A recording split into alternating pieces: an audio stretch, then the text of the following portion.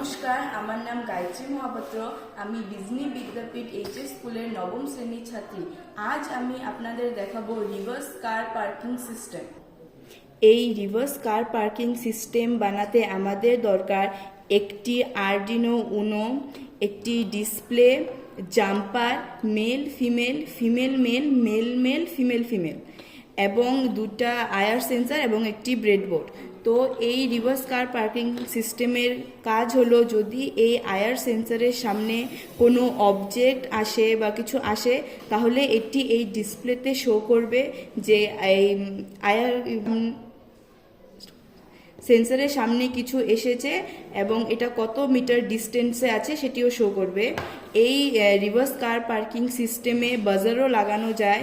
এই reverse car parking সিস্টেমে বাজার লাগালে এই আয়ার সেন্সারের সামনে কোনো অবজেক্ট বা কিছু আসলে সেটা সাউন্ড করবে এবং এই ডিসপ্লেতে আবার দেখাবে যে সামনে কিছু আছে এবং কত মিটার ডিস্টেন্সে আছে, যাতে না আগাতে।